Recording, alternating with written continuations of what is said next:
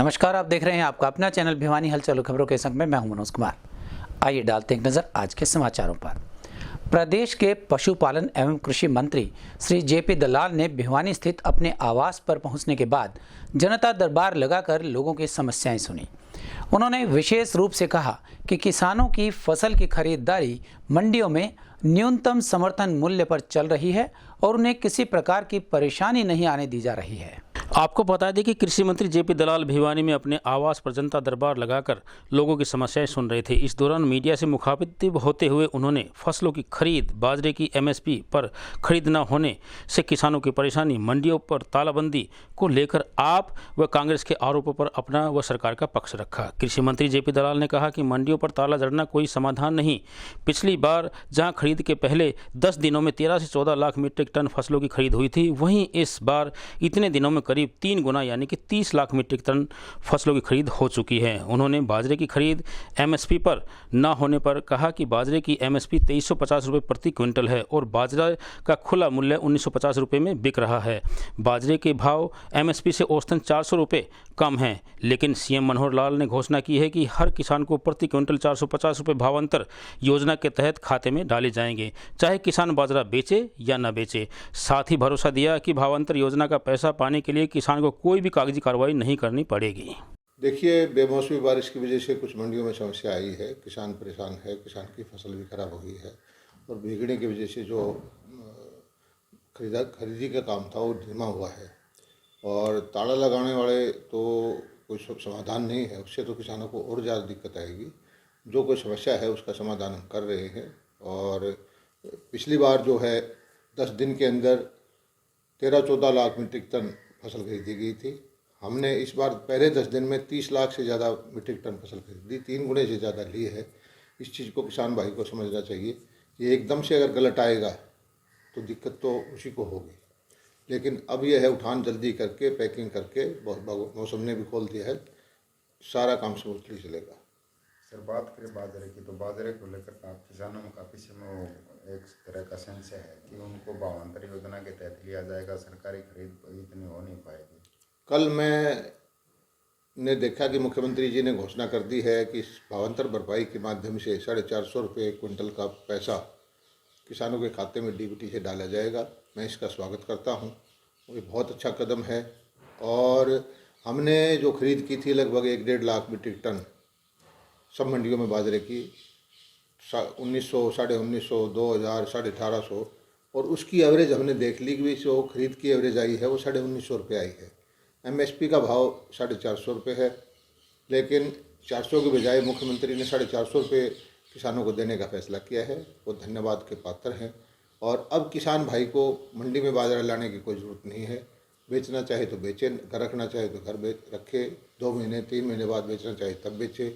सब किसानों के खाते में जो उसकी गिरदावरी और जो हमारे पास रिकॉर्ड है पिछली बार जो किया था उसी तरह से खाते में पैसा हम डाल देंगे और ये पैसा हम तुरंत डालने जा रहे हैं। काफ़ी किसानों मैंने कहा है SYL हरियाणा के किसान के लिए ज़िंदगी मौत का सवाल है और पानी हमें ज़रूर चाहिए, खासकर दक्षिण हरियाणा की प्यासी धरती को। और सुप्रीम कोर्ट के आदेश अनुसार उन्होंने आदेश दिया था कि दोनों मुख्यमंत्री बैठ कर बात करें।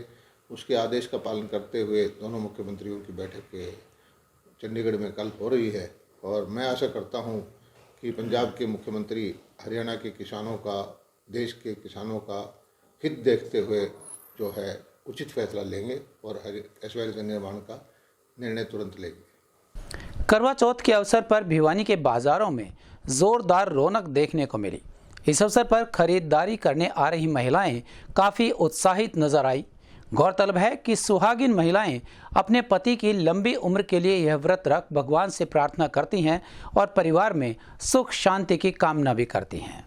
पिछले 2 वर्षों से कोविड-19 के चलते बाजार में रौनक खत्म सी हो गई थी, लेकिन अब की बार करवा चौथ पर महिलाएं ज़्यादा उत्साहित नज़र आ रही हैं। कोलकाता से डेकोरेशन आई हुई है। करवा चौथ की थाली महिलाओं की पहली पसंद बनी हुई है। इसमें थाली के साथ साथ स्टील का लोटा, एक छलनी करवा चौथ की थाली में शामिल है।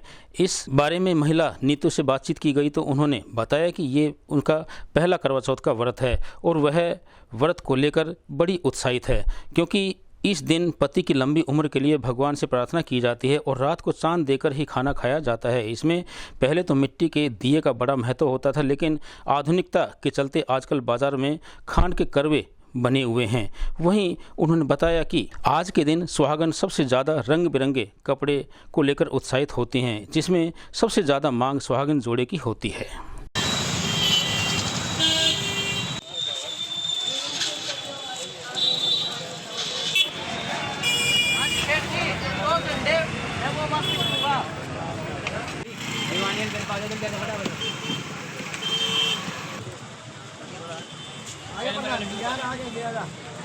और मेहंदी वेहंदी और करवा चौथी पूरी है आपकी बार, और पूरी रौनक लगी हुई है बाजार के अंदर।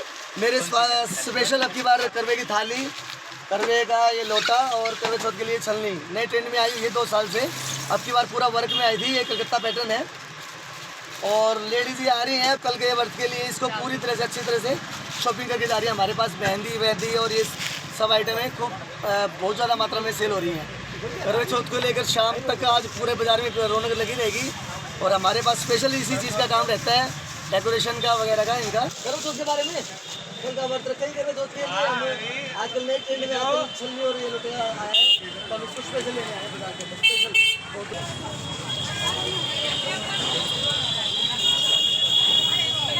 करवा चौथ का व्रत सुहागिनें रखती है अपने पति की लंबी उम्र के लिए।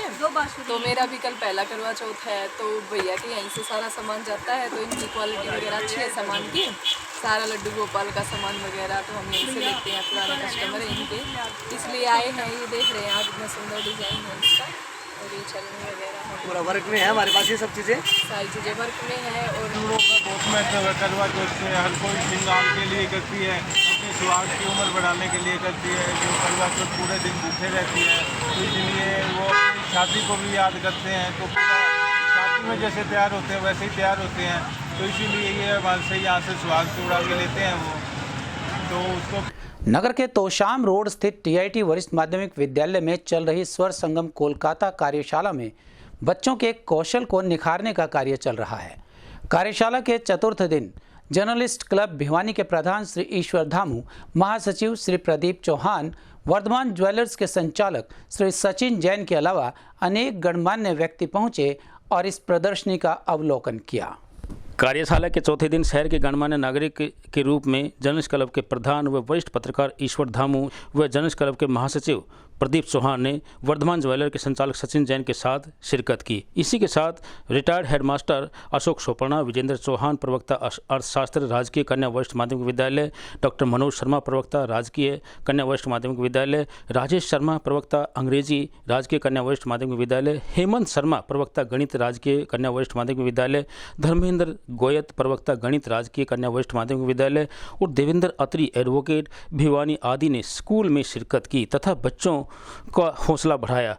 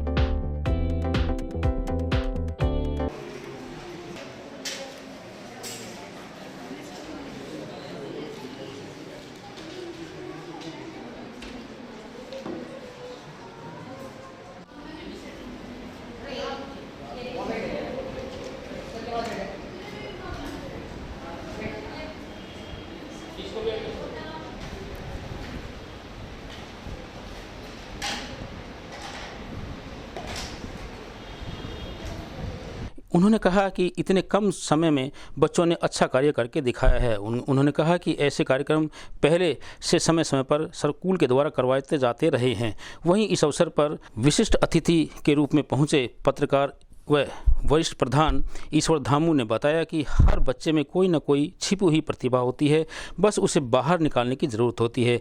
टीआईटी स्कूल बच्चों में छिपी हुई प्रतिभा को बाहर निकालने का हर संभव प्रयास समय समय पर करता रहता है। वहीं जर्नलिस्ट क्लब के महासचिव प्रदीप चौहान ने विद्यालय के बच्चों के द्वारा लिए जा रहे इस प्रकार के प्रशिक्षण की भूरी भूरी प्रशंसा की और वर्कशॉप संयोजकों को बधाई दी। और आप कहीं अभी शायद तीसरा चौथा ही दिन है अभी तो आप 10 दिन बाद जो एग्जीबिशन देखेंगे इससे बहुत अच्छी अच्छी और भी चीज़ें सिखाती जाएंगी। तो जस्ट स्टार्टिंग है ये।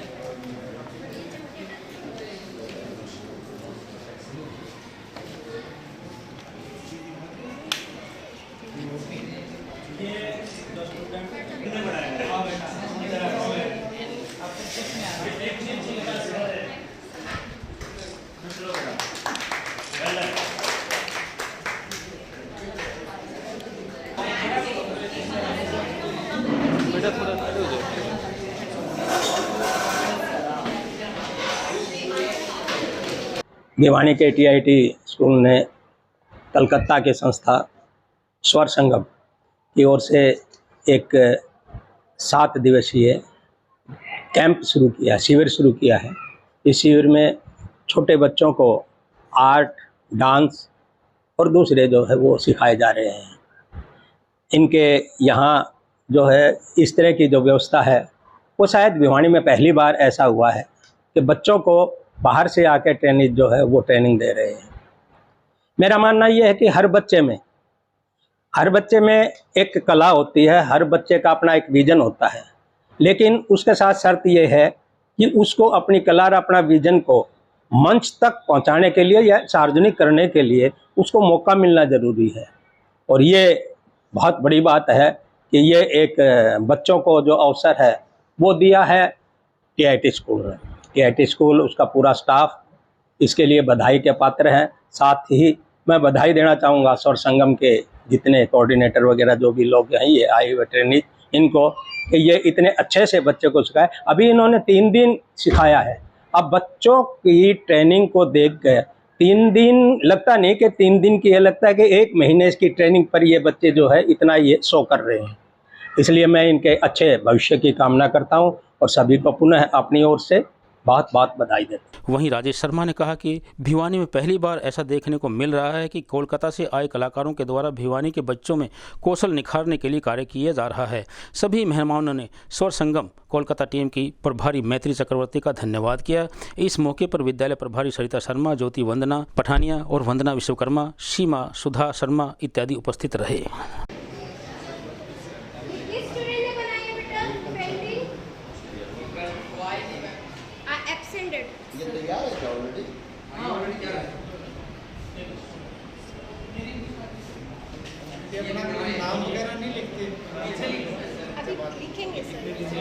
आज टीआईटी स्कूल में जाने का मौका मिला और इस अवसर पर हमने स्वर संगम की तरफ से, जो कोलकाता की एक संस्था है, उसके द्वारा जो टीआईटी स्कूल के प्रांगण के अंदर एक आर्ट एंड क्राफ्ट जो कल्चर से रिलेटेड है उसका आयोजन किया गया है।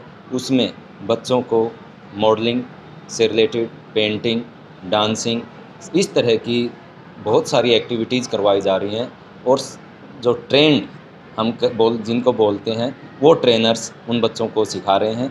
और 3 या 4 दिन के ट्रेनिंग के दौरान बच्चे इतना अच्छा कर रहे हैं कि हम सभी देख करके इस चीज़ से हमने ये महसूस किया कि अगर बच्चों को जो यहाँ पे इन बच्चों ने हमें हमारे सामने अपनी कलाकृतियाँ दिखाई, पेंटिंग्स दिखाई, डांसिंग जो परफॉर्म किया यहाँ पे, उनको देख करके हमें ये लगा कि हर बच्चे के अंदर कोई ना कोई विधा है, बस केवल और केवल मीडियम चाहिए उसको निखारने के लिए। और वो medium TIT senior secondary schools in बच्चों को अवेलेबल करवा रहा है। मैं टीआईटी सीनियर सेकेंडरी स्कूल और जो संस्था है उसको बधाई देता हूँ कि इस तरह के आयोजन समय समय पर स्कूलों में, कॉलेजेस में, यूनिवर्सिटीज़ में होने चाहिए, जिससे कि बच्चों की जो प्रतिभा है वो निखर करके सामने आए। टीआईटी वरिष्ठ माध्यमिक विद्यालय में Birla institute of liberal arts and sciences की तरफ से एक स्वर संगम नामक संस्था के द्वारा 11 दिवसीय एक वर्कशॉप का आयोजन किया गया, जिसके तहत हम कौशल विकास के तहत बच्चों में उनका विकास कर रहे हैं अनेकों सब्जेक्ट्स में। जैसे हम इनको कैलीग्राफी सिखा रहे हैं, इनको वेस्टर्न डांस भी सिखा रहे हैं, इनको कंटेम्प्रेरी डांस भी सिखा रहे हैं, कैनवस पेंटिंग, डिफरेंट टाइप की इनको पेंटिंग्स भी हम सिखा रहे हैं, क्राफ्ट भी सिखा रहे हैं, टेक्सटाइल्स भी सिखा रहे हैं। टेक्सटाइल्स में बहुत सारी विधाएं हैं, जैसे batik painting, tie and dyes, block paintings, T shirts painting इत्यादि, इन सभी चीज़ को हम यहाँ इनको सिखा रहे हैं। और इसमें बच्चों के सर्वांगीण विकास के लिए इनको बच्चों को बल मिलता है। यह विधा हम गत वर्षों से यहाँ लगाते आए हैं। ये 8वां वर्ष है जब इस प्रकार की वर्कशॉप हम यहाँ लगा रहे हैं। जो सिखाने वाले ट्रेनर्स आए हुए हैं वो पूरे भारत भर में प्रसिद्ध हैं। वो बहुत डांस में तो बहुत नेशनल फिल्म में काम करने वाले कोरियोग्राफर हैं, और जैसा कि हमें मालूम है कलकत्ता एक कला की नगरी है, वहाँ से बहुत अच्छे कलाकार आ रहे हैं, बहुत इफेक्टिवली इन बच्चों को सिखा रहे हैं। इसके तहत हम 19 तारीख को जो टेक्सटाइल है, क्राफ्ट है, पेंटिंग है इत्यादि, इनकी जो वर्कशॉप है, इसकी एक बहुत बड़ी ग्रैंड आर्ट गैलरी यहाँ लगाने वाले हैं, और जिसमें पूरे इन बच्चों के द्वारा 10 दिन या 11 दिन के दौरान जो वर्कशॉप इन्होंने सीखा, जो बनाया, उसको हम डिस्प्ले करेंगे, और ये तकरीबन 15 दिन तक विद्यालय में लगी रहेगी।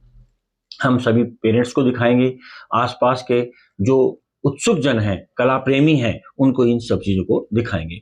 19 तारीख को हम फाइनल प्रेजेंटेशन करेंगे, जो कि कॉलेज के साथ टीआईटी कॉलेज और टीआईटी वरिष्ठ माध्यमिक विद्यालय के छात्र जो डांस में की विधाएं इन्होंने सीखी हैं, उनको वो अपने पूरी विधाओं को एक थीम के साथ, थीम है प्री इंडिपेंडेंस समय का 75 वर्ष में भारत कैसा था, उसको हम दिखाएंगे।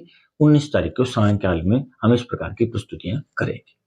हरियाणा प्रदेश के विद्यार्थी स्वयं ही पशुपालन एवं अपने खेत की मिट्टी की जांच कर सकें, ऐसा ड्रीम प्रोजेक्ट प्रदेश के मुख्यमंत्री का है, और इसके लिए शिक्षा बोर्ड ने सभी तैयारियां पूरी कर ली हैं। यह कहना था हरियाणा विद्यालय शिक्षा बोर्ड के चेयरमैन श्री वीपी यादव का, और मौका था प्राइवेट स्कूल वेलफेयर एसोसिएशन द्वारा आयोजित सम्मान समारोह का। स्थानीय कृष्णा कॉलोनी स्थित शिशु भारती हाई स्कूल में प्राइवेट स्कूल वेलफेयर एसोसिएशन द्वारा हरियाणा विद्यालय शिक्षा बोर्ड के निवर्तमान अध्यक्ष डॉक्टर जगबीर सिंह का विदाई समारोह एवं वर्तमान अध्यक्ष श्री वीपी यादव के अभिनंदन समारोह का आयोजन किया गया। Board chairman doctor VP Yadav ने कहा कि मुख्यमंत्री मनोहर लाल चाहते हैं कि प्रदेश के हर बच्चे को खेत के मिट्टी, पानी, पशुपालन के बारे में जानकारी उपलब्ध हो। इसको लेकर सिलेबस तैयार किया जाए। उन्होंने बताया कि इसको लेकर बोर्ड बिल्कुल तैयार है। अगर शिक्षा विभाग उसकी मंजूरी देगा तो बोर्ड ने अपनी सभी तैयारियां पूरी कर ली है। उन्होंने कहा कि डॉक्टर जगबीर सिंह ने बोर्ड चेयरमैन रहते हुए बोर्ड के लिए बहुत काम किया है। उनके साथ उन्होंने वाइस चेयरमैन के पद पर लगभग 1.5 वर्ष तक कार्य किया। उन्होंने कहा कि हरियाणा बोर्ड अन्य राज्यों के बोर्डों में काफ़ी आगे हैं, और अब वे भी इसी कड़ी में मेहनत के दम पर और ऊंचे आयाम स्थापित करवाएंगे। राज्य में 8वीं के बोर्ड के संबंध में बोलते हुए उन्होंने कहा कि राज्य में 8वीं के बोर्ड को लेकर बेशक मामला कोर्ट में है, लेकिन कोर्ट ने कोई स्टे नहीं दिया है। अगर सरकार के आदेश मिलेंगे तो बोर्ड बिल्कुल तैयार है, और शिक्षा में सुधार के लिए 8वीं का बोर्ड लागू कर दिया जाएगा।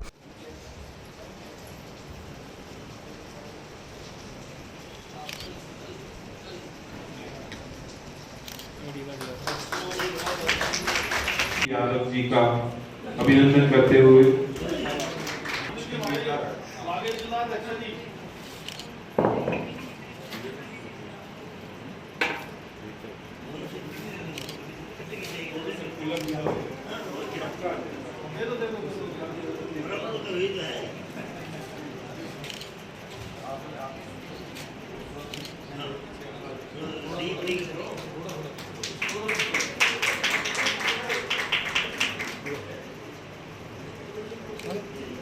बहुत बहुत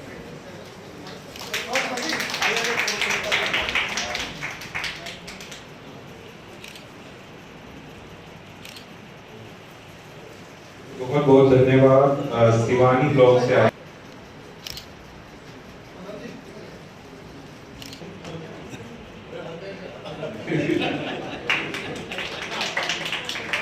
थैंक यू सो मच।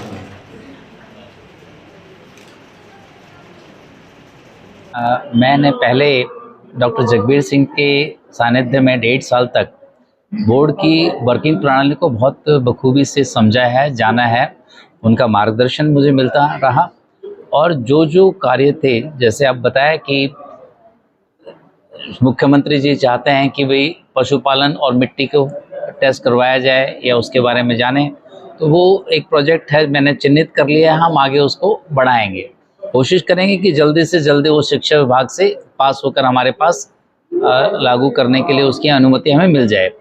इस तरह से नई शिक्षा नीति एक ऐसा आयाम है जिसके लिए अभी जो इम्प्लीमेंटेशन प्रोसेस चल रहा है, और मैं आश्वस्त करना चाहूँगा सभी को कि आने वाले समय में नई शिक्षा नीति के अंतर्गत जो बोर्ड का एक इवैल्यूएशन का रोल है, एग्जामिनेशन इवोल्यूशन का, उसको सबसे पहले अगर देश में अगर लागू होगा तो वो हरियाणा विद्यालय शिक्षा बोर्ड में लागू होगा। उसके ऊपर कार्य चल रहा है और पहले से भी हम करते हुए आए हैं।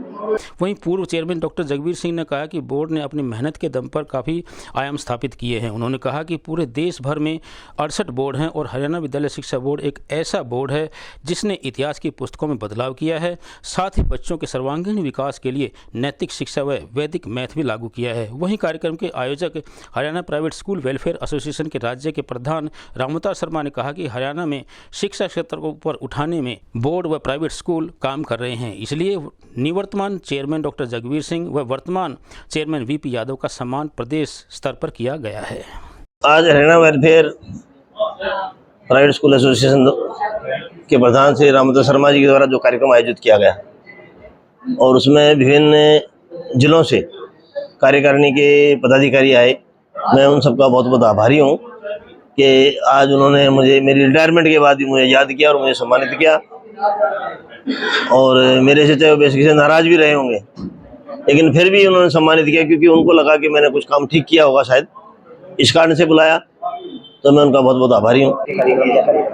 Private school welfare association Haryana ने निवर्तमान चेयरमैन का विदाई समारोह और जो नए chairman doctor VP Yadav ji आया उनका सम्मान समारोह आज भिवानी के शिशु भारती हाई स्कूल में प्रदेश स्तर पे किया है। क्योंकि हरियाणा विद्यालय शिक्षा बोर्ड और प्राइवेट स्कूल सभी एक ही काम कर रहे हैं। हरियाणा में क्वालिटी एजुकेशन को बढ़ावा देने का काम बोर्ड भी कर रहा है और प्राइवेट स्कूल भी कर रहे हैं, और हमारी एसोसिएशन भी बच्चों के हित के लिए निरंतर काम कर रही है।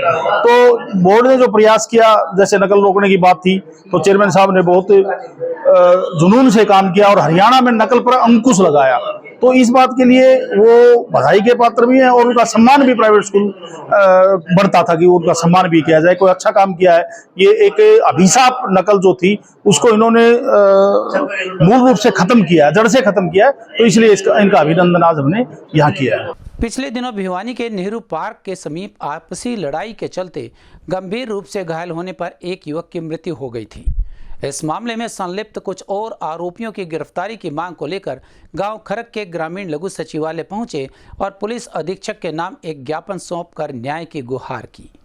गौरतलब है कि बीती 14 सितंबर को स्थानीय नेहरू पार्क के सामने हुई मारपीट में बुरी तरह से घायल खरक निवासी मनीष कुमार की उपचार के दौरान 18 सितंबर को मौत हो गई थी। इस मामले में परिजनों की शिकायत के आधार पर कार्रवाई करते हुए हत्या में शामिल कुछ आरोपियों को पुलिस के द्वारा पकड़ा जा चुका था, लेकिन कुछ आरोपी अभी भी पुलिस की पहुंच से बाहर हैं। इस विषय को लेकर मृतक के परिजन व खरक के नागरिक पुलिस अधीक्षक से मिलने उनके कार्यालय पहुंचे। अपनी मुलाकात में उन्होंने पुलिस अधीक्षक से आसपास के गाँव के रहने वाले आरोपियों को शीघ्र पकड़वाने की मांग की। जगबीर सिंह, गाँव खरक कला से साहब 14 तारीख को पीछे गई समय हमारे गाँव का एक लड़का कुछ बदमाशों ने तिगड़ाने से लुहारी से उसको ऊपर अटैक किया और उसको जान से मार दिया। कुछ टाइम वो जीता रहा था, जीते जीते उसने अपना उन कुछ बच्चों के नाम लिखवाए थे, आखिर इन बच्चों ने मारा था और इतने अन्य बच्चे और थे। उसके बाद आज 28 दिन हो गए साहब, उसमें के 3 पकड़े हैं, 2 नहीं पकड़े गए हैं। महोदय से हमारी साबत गांव की रिक्वेस्ट है उनको जल्द से जल्द पकड़ के और हमारे को न्याय दिया जाए। ये जी पीछे 14 तारीख को ये मर्डर हुआ था इस लड़के का, तो इसमें अभी कुछ बाकी है, वो गिरफ्तार नहीं हुए हैं। उसके बारे में आज एसपी साहब से मिलेंगे। तो ये कितने लोग थे? ये 8-10 और अन्य थे, पाँचों के नाम हैं इसमें। 15-20 बच्चे थे जो चोट मारने थे, फुटेज में भी आ रहे हैं वो बच्चे, वो अब तक गिरफ्तार नहीं हुए। 9 अक्टूबर को कस्बा सिवानी से शुरू की गई गौ रक्षा पदयात्रा बुधवार को भिवानी पहुंची। इस दौरान पशु पालकों ने अपनी मांगों के लिए ग्राम स्वराज किसान मोर्चा के जिला संयोजक जोगेंद्र तालू की अध्यक्षता में उपायुक्त के माध्यम से मुख्यमंत्री, प्रधानमंत्री व राष्ट्रपति के नाम एक मांग पत्र भी सौंपा। इस मौके पर महेंद्र सिंह गोदारा ने कहा कि गाय नैतिकता की प्रतीक है तथा ग्रामीण अर्थव्यवस्था की रीढ़ है। सरकार का गाय की तरफ ध्यान न देना सीधा सा मतलब है कि सरकार गायों को खत्म करना चाहती है ताकि निजी कंपनियों को सस्ते में मजदूरों के रूप में पशुपालक मिल जाए। उन्होंने कहा कि गोवंश में फैली हुई लंपी बीमारी को रोकने में प्रदेश सरकार नाकाम साबित होती जा रही है, जिसका नतीजा यह सामने आ रहा है कि आए दिन सैकड़ों की संख्या में बीमारी से दर्दनाक गायों की मौत हो रही है। उसके बावजूद भी सरकार कोई कदम नहीं उठा रही है, जिसके चलते प्रदेश भर के पशुपालकों में गुस्सा है। इस मौके पर जोगेंद्र तालू ने कहा कि आज गोवंश संकट में है, लेकिन उनको बचाने के लिए सरकारी स्तर पर कोई प्रयास नहीं किए जा रहे हैं। गोवंश के हित के लिए बनाए गोवंश आयोग में अधिकारी इन पदों पर विराजमान हैं, जिन्हें पशुपालकों को होने वाली कठिनाई व परेशानी से कोई मतलब नहीं है। जो गाय में लंपी बीमारी आई, इसको महामारी घोषित करे सरकार, और जिन किसान पशुपालकों की गाय एक्सपायर होगी इस बीमारी के दौरान उनको 1 लाख रुपए मुआवजा दे। और गौ आयोग है जो वो कोई काम नहीं करता, कोई बजट नहीं, उस सरकार उसको अपने साथ पे लोगों को बिठाकर गाय के नाम पर पैसा लूट रही है, उस आयोग को भंग किया जाए। ये हमारी मांगे हैं। ये गौ रक्षक शिवानी से चले थे 9 तारीख को और आज भिवानी पहुँचे हैं। भिवानी राष्ट्रपति के नाम डीसी को ज्ञापन दिया है। मैं महेंद्र सिंह गोदारा, विश्व गौ खंड ज्योत संदेश यात्रा का संचालक। आज पूरे देश में एक सर्वे के अनुसार 1 करोड़ गोवंश गोलोक सुधार चुका है और अनुमान है कि 15,000 करोड़ रुपए का नुकसान सीधा किसान का हो गया है। पर अफसोस और दुख की बात यह है कि ना तो सरकार की तरफ से इस पे कोई बयान आया है और ना ही विपक्षी पार्टियां बोल रही है। तो इसके लिए हमने शिवानी से लेकर भिवानी तक पद यात्रा की है। 9 तारीख को शिवानी से चले थे, आज हमने ज्ञापन दिया है।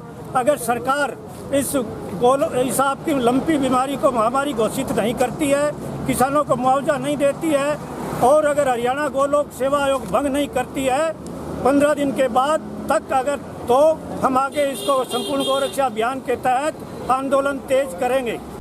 जिले के गांव धनाना में 2 पक्षों की आपसी मारपीट में एक युवक की मौत का मामला सामने आया है। पुलिस से प्राप्त जानकारी के अनुसार पुरानी रंजिश के चलते यह घटना हुई। पुलिस ने अपनी कार्यवाही करते हुए शव का पोस्टमार्टम करवाकर शव परिजनों के हवाले कर दिया।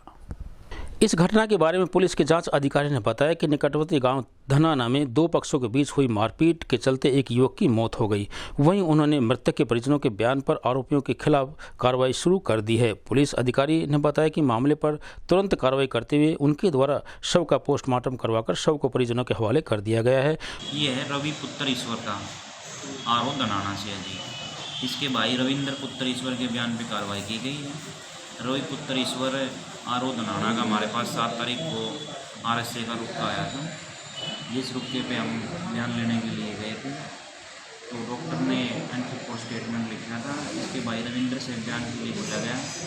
इसके भाई ने बताया कि मेरे भाई के एक्सीडेंट के कारण चोटें लगी हैं, जो यही बता पाएगा होश में आने के बाद किस कारण कैसे एक्सीडेंट हुआ है। जो आज दिनांक 12 तारीख को सुबह हमारे पास रवि पुत्र ईश्वर का आरोप धनाना से इसका ब्रॉड डेड रूप का प्राप्त हुआ कदम हॉस्पिटल से। जो इन्होंने इसके भाई रविंद्र पुत्र ईश्वर ने बताया कि मेरे भाई रवि का झगड़ा हुआ था 7 तारीख को धनाना गांव में, जिस कारण वहाँ इसके चोटें लगी और चोटों के कारण उनकी मृत्यु हुई। अभी इन्होंने 7 आदमियों के खिलाफ मुकदमा दर्ज करवाया है। मुकदमा दर्ज किया सर? ये सेक्शन 148, 149, 302। अपने बकाया वेतन एवं कच्चे कर्मचारियों की छटनी को लेकर नगर परिषद के सफाई कर्मचारी लंबे समय से हड़ताल पर बैठे हुए हैं। इस बारे में सफाई कर्मचारी प्रधान पुरुषोत्तम दानव ने बताया कि अपनी मांगों को लेकर सफाई कर्मचारी 12 व 13 तारीख को भूख हड़ताल पर रहेंगे। यदि फिर भी प्रशासन मांगे नहीं मानता है तो यह हड़ताल आगे बढ़ा दी जाएगी। कच्चे कर्मचारियों की छटनी को लेकर बकाया वेतन को लेकर नगर परिषद के सफाई कर्मचारी कई दिनों से हड़ताल पर बैठे हुए हैं। जब तक जिला प्रशासन उनकी मांगे नहीं मानता है, उनका आंदोलन जारी रहेगा। उन्होंने आगे बताया कि मांगे 13 तारीख को परिषद के कच्चे कर्मचारी अगर नहीं मानी गई तो कर्मचारी 2 दिन तक भूख हड़ताल पर रहेंगे। अगर उसके बाद भी जिला प्रशासन उनसे कोई बात नहीं करता है तो अनिश्चितकालीन भूख हड़ताल शुरू कर दी जाएगी। उन्होंने अपनी मांगों के बारे में बताते हुए कहा कि कच्चे कर्मचारियों को पक्का किया जाए और ठेका प्रथा को बंद किया जाए और कौशल आयोग को भी भंग किया जाए। ये नगर पालिका कर्मचारी संघ हरियाणा की तरफ से आंदोलन चला हुआ है, जिसमें हमने सरकार को 15 सूत्रीय हमारा मांग पत्र दिया हुआ है। इसमें हमारे 4 तारीख को झाड़ू प्रदर्शन है, 11 और 12 तारीख को हमारी भूख हड़ताल है और 15 तारीख को रोहतक जो उपरातों का है YSKS का दफ्तर है, वहाँ 15 तारीख कन्वेंशन है। कन्वेंशन के अंदर बड़े आंदोलन की घोषणा करेंगे। वैसे 19-20 तारीख की 2 दिन की हड़ताल की कॉल दे रखी है और जो इस बीच में जो सरकार ने हमारी मांगे नहीं मानी, हरियाणा प्रदेश के अंदर जितने भी कर्मचारी हटा रखे सफाई कर्मचारी, वे सभी कर्मचारी वापस लेने के बारे में और ठेका प्रथा समाप्त कौशल रोजगार निगम बंद करने के बारे में ये हमारा आंदोलन चला हुआ है। और जिसमें मई बीच में हमारा जोखिम बता है। हम सरकार से ये कहना चाहते हैं कि 20 तारीख तक और जो हमारी मांगे नहीं मानी तो ये आंदोलन हम आगे हड़ताल तक लेकर जाएंगे। आज जो ये कर्मचारी बैठे हुए हैं हड़ताल के अंदर, इनमें काफ़ी दिन हो गए यहाँ पर बैठे हुए, जिससे भिवानी शहर के अंदर बहुत भारी रोष है। क्योंकि हरियाणा के मुख्यमंत्री और खट्टर साहब ने ये कहा था कि जो सफाई कर्मचारी है और इन्होंने जो इसमें काम किया है बीमारी के अंदर, उस बीमारी के अंदर ये काम किया है लोगों ने, और इनकी जो डिमांडें हैं मांगे हैं हम इनका समर्थन करते हैं। अगर ये नहीं इनकी मांग नहीं मानते तो हरियाणा भीमराव मेडिकल समिति इनके साथ मिलकर ही संघर्ष करेंगे। देखिए जी, हम 2 दिन के लिए भूख हड़ताल पे बैठे हैं। जब से ठेकेदार इनकी कोई सुनवाई नहीं हो रही, जब तक इनकी मांगे नहीं पूरी होगी, जब तक हम धरने पे बैठे रहेंगे और हम और भी आगे तक धरने पे हमारी मांगे नहीं पूरी और आगे तक धरना पे लेके जाएंगे। रक्तदान महादान है। रक्तदान से किसी भी जरूरतमंद की जान बचाई जा सकती है। इसी उद्देश्य के साथ स्थानीय मिनी बाईपास पर स्थित भिवानी ब्लड सेंटर पर एक रक्तदान शिविर का आयोजन किया गया।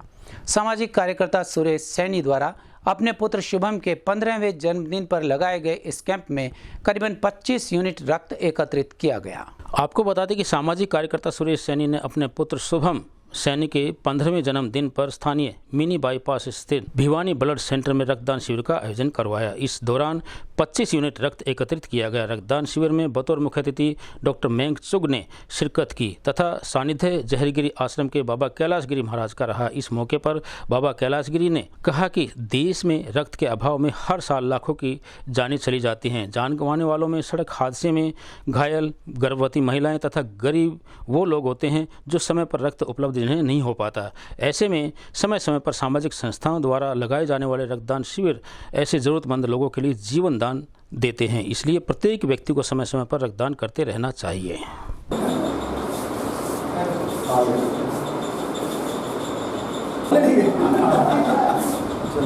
मैं रक्तवीर राजेश डुडेजा आज हमारे यहाँ सुरेश सैनी जी के बेटे शुभम सैनी का जन्म दिवस है। इस उपलक्ष्य में रक्तदान शिविर का आयोजन किया जा रहा है, जिसके लिए युवा बढ़ चढ़ कर आ रहे हैं। मेरी सभी शहरवासियों से प्रार्थना है कि भिवानी में डेंगू पाव पसार चुका है, तो सभी लोग पूरे कपड़े पहने और पूरे कपड़े पहनकर ही सोएं।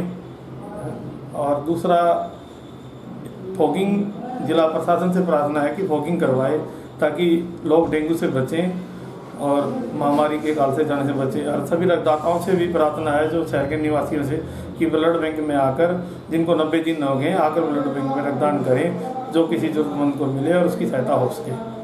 भतीजे शुभम सैनी का 15वां जन्मदिवस पे हमने ब्लड कैंप लगाया है और ब्लड डोनेट किया है।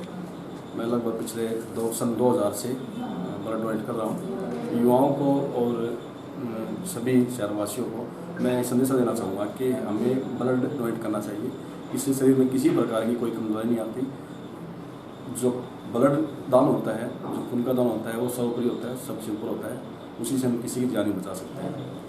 हमारा इस अंक में बस इतना ही। अगले के लिए देखते रहेगा आपका अपना चैनल भिवानी हलचल।